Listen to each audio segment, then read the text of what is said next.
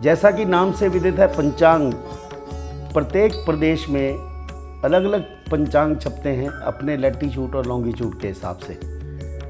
जैसा कि नाम से विदित है, इसमें 5 अंग होते हैं, इसे पंचांग बोलते हैं। तिथि, वार, नक्षत्र, योग और करण।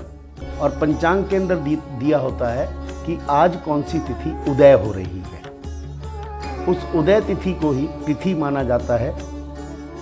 जैसा कि अंग्रेजी की तिथि में रात को 12 बजे से लेकर और अगले 12 बजे तक का दिन होता है, उसी प्रकार हमारी वैदिक जो कैलकुलेशन है, जो वैदिक पद्धति है, इसके अंदर सूर्य उदय से सूर्य उदय लिया जाता है। इसी कारण प्रत्येक प्रदेश में नहीं, लैटीट्यूड लॉन्गिट्यूड के हिसाब से तिथि, वार, नक्षत्र, योग और करण बदल जाते हैं। अब हम आपको बताते हैं कि ये जो तिथि है, इसको मैथमेटिक्स के हिसाब से कैसे कैलकुलेट किया जाता है। तिथि जैसे बोलते हैं कि एक दिन, यानी कि 24 घंटे, सूर्य उदय से सूर्य उदय तक। अब हमको ये ज्ञात करना है कि किस दिन कौन सी तिथि है।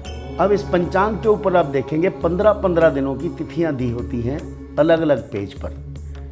यहाँ देखेंगे इस मास पर लिखा है शुक्ल पक्ष और दूसरे पर लिखा है कृष्ण पक्ष। हमारा चंद्र का एक महीना कृष्ण पक्ष से लेकर के अगले कृष्ण पक्ष तक समाप्त होता है और बीच में पूर्णिमा आती है, जिस दिन सूर्य और चंद्र आमने सामने 180 डिग्री पर होते हैं। अब देखिए तिथि कैसे कैलकुलेट करते हैं हम। सबसे पहले लॉन्गिट्यूड ऑफ मून लेंगे, उस दिन का या उस समय का जहाँ पर हमें तिथि देखनी है कि इस दिन कौन सी तिथि थी या इस समय कौन सी तिथि थी। उसमें से माइनस करेंगे, घटाएंगे लॉन्गिट्यूड ऑफ सन। अब उसको डिवाइड करेंगे 12 डिग्री से, क्योंकि एक दिन में चंद्र जो है ये लगभग 12 डिग्री चल जाता है और 2 दिन या फिर 2.25 दिन में एक चक्र पूरा करता है ये, यानी कि एक राशि को क्रॉस कर जाता है, 30 डिग्री चल जाता है। अब आप देखेंगे कि जो हमने उदाहरण लिया उसमें लॉन्गिट्यूड ऑफ मून आया 9 साइन पास्ट करके, यानी कि मकर राशि के अंदर चंद्र है 18 डिग्री 47 मिनट। अब लॉन्गिट्यूड ऑफ सन देखेंगे तो 7 साइन पास करके 24 डिग्री 9 मिनट, यानी कि वृश्चिक राशि में 24 डिग्री 9 मिनट चला गया। अब इसमें से माइनस करेंगे तो डिफरेंस देखिए क्या आया, 1 साइन पास्ट, यानी कि 30 डिग्री पूरे और 24 डिग्री 38 मिनट। अब इसको यदि पूरे को हम डिग्रियों में कन्वर्ट करेंगे तो 54 डिग्री 38 मिनट आता है एक साइन के 30 डिग्री मिला के।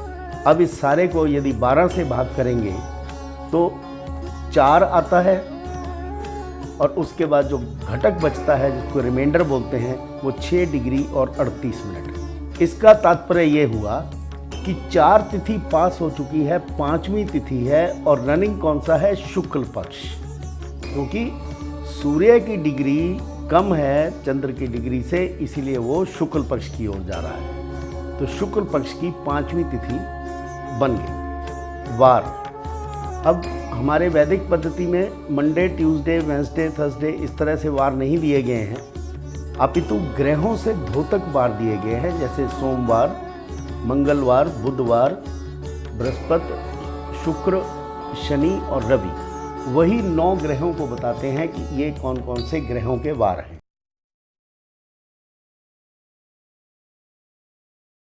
नक्षत्र, एक ब्रह्मांड को जैसे हमने 360 डिग्री में भाग दिया और 27 नक्षत्र हमने मान के चले और एक नक्षत्र का लॉन्गिट्यूड जो है वो 13 डिग्री 20 मिनट हुआ। तो एक नक्षत्र 13 डिग्री 20 मिनट का और 27वें नक्षत्र में जाकर 360 डिग्री पूरे होते हैं। अब यह देखना है कि जो उदाहरण हमने लिया 10 दिसंबर 2010 दोपहर को 2 बजे, यानी कि 1400 आवर्स में, तो वहाँ पर कौन सा नक्षत्र उस समय था जब ये बच्चा पैदा हुआ। चंद्र का लॉन्गिट्यूड लेंगे हम, 9 साइन पास्ट करके मकर राशि के अंदर चंद्र था 18 डिग्री 47 मिनट। अब इसको हम 13 डिग्री 20 मिनट से भाग करेंगे कि कितने डिग्री आगे जा करके और कौन सा नक्षत्र उस समय चल रहा था। अब देखेंगे 288 डिग्री चल गया 9 साइन में, और उसके बाद 60 डिग्री प्लस 47 और भाग करेंगे 13 डिग्री और 20 मिनट से, यानी कि 17,327 मिनट आए, और 13 डिग्री 20 मिनट के बनते हैं 800 मिनट। अब इसको हमने भाग दिया, तो भाग देने के बाद हमारे पास भागफल जो बचा वो 21, और बाकी बचे आपके 527 मिनट। अब 527 मिनट जो बाकी बचे उसको हम अगर 60 से भाग देंगे मिनट से, तो 8 डिग्री और 47 मिनट बने, यानी कि 22वां नक्षत्र चल रहा था, 21 नक्षत्र बीत चुके थे, और 22वां नक्षत्र आपके सूची में आता है श्रावण, और इसका डिग्री थी 8 डिग्री और 47 मिनट। यानी कि तीसरे पद में या तीसरे चरण के अंदर इस बच्चे का श्रावण नक्षत्र के अंदर जन्म हुआ। इस नक्षत्र में जब जन्म हुआ तो यहीं से हम देखते हैं कि उस बच्चे को बचपन में किस ग्रह की दशा मिली। जैसा कि आपने ये सूची में देखा कि 27 नक्षत्रों के ग्रहों द्वारा उनको इंडिकेट या द्योतक बनाया गया है, और उनकी एक अवस्था या उनका एक वर्ष दिया गया है उस ग्रह का कि कितने वर्ष तक उसकी दशा रहेगी। सूर्य 6 वर्ष, चंद्र 10 वर्ष, मंगल 7 वर्ष, मरकुरी यानी कि बुध 17 वर्ष, गुरु 16 वर्ष, शुक्र 20 वर्ष, शनि 19 वर्ष, राहु 18 वर्ष और केतु 7 वर्ष। अब इस बच्चे का जन्म हुआ है श्रावण नक्षत्र के अंदर, और वो भी श्रावण नक्षत्र में कौन सा? तीसरा पद। अब श्रावण नक्षत्र का स्वामी कौन है? चंद्र। तात्पर्य ये हुआ कि इस बच्चे को जन्म में चंद्र की दशा मिली, लेकिन चंद्र की दशा कितनी बाकी बची है?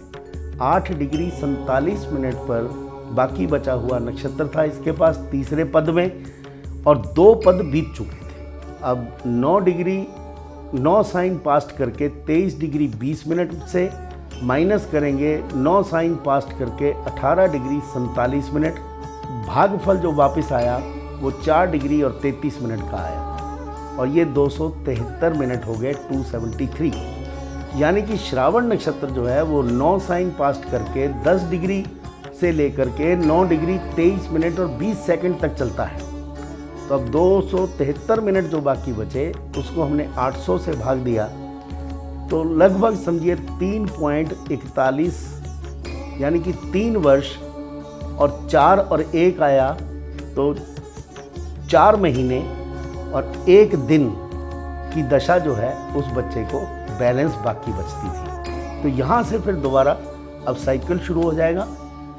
चंद्र के बाद में दशा आती है मंगल की, तो जैसे ही ये बच्चे के 3 वर्ष 4 महीने और 28 दिन खत्म होंगे, तो उसके बाद मंगल के साथ साथ उसके बाद राहु के 18 साल और गुरु के 16 साल, और उसके बाद शनि के 19 वर्ष और बुध के 17 वर्ष। इस तरह से ये दशाएं ऑर्डर के अंदर चलती रहेंगी। ये तो हमने नक्षत्र जो कैलकुलेट किया, इस नक्षत्र के हिसाब से ही उसकी दशा बच्चे की कैलकुलेट की जाती है। उसी तरह से दशा के अंदर अंतरदशा उसी ग्रह की आएगी। जैसे चंद्र है तो चंद्र के अंदर चंद्र, और 10 वर्ष चंद्र की दशा होती है, तो 10 × 10 डिवाइडेड बाय 10, यानी कि बाकी बचा 1 वर्ष। तो चंद्र में चंद्र केवल 1 वर्ष चलेगा। इसी तरह से बाकी ग्रहों की दशाएं और अंतरदशाएं उसी ऑर्डर के अंदर चलती रहती हैं।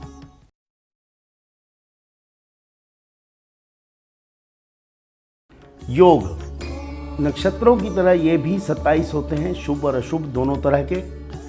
इसमें हम लॉन्गिट्यूड ऑफ सन में से, सूर्य में से लॉन्गिट्यूड ऑफ मून माइनस करते हैं, और उसी तरह से ही इसको भी, जैसा कि हमने नक्षत्र निकालने के लिए 13 डिग्री 20 मिनट से डिवाइड किया था, उसी तरह से इसको भी डिवाइड करके फल निकाल करके जैसा रिमाइंडर बचता है उसके हिसाब से योग निकाला जाता है। ये लिस्ट आपको दी है योग की। ये योग इसी तरह क्रमबद्ध चलते हैं। इस उदाहरण में यदि आप देखेंगे तो लॉन्गिट्यूड ऑफ सन और लॉन्गिट्यूड ऑफ मून को माइनस करने के पश्चात 16 साइन 42 डिग्री और 56 मिनट बचते हैं। और इसको 12 में से यदि हम माइनस करेंगे तो 4 sine past 42 degree 56 minute divided by 13 degree 20 minute, तो 12.15 या फिर 12 आता है पूर्ण रूप से और रिमाइंडर आता है 120। यानी कि 13वां योग चल रहा था। 13वां योग लिस्ट में आप देखेंगे तो व्याघात योग है और उसकी डिग्री रहेगी बाकी बचा हुआ रिमाइंडर।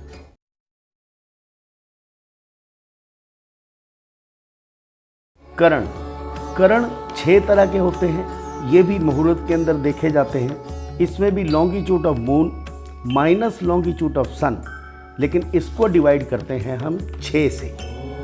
अब उदाहरण में यदि आप देखेंगे तो लॉन्गिट्यूड ऑफ मून में से लॉन्गिट्यूड ऑफ सन को माइनस करने से एक साइन पास्ट 24 डिग्री 38 मिनट बचता है। 6 से भाग देने पर 54 डिग्री 38 मिनट को 9 आता है और रिमाइंडर आता है 0 डिग्री 38 मिनट। यानी कि 9 करण जो है पास हो चुके थे।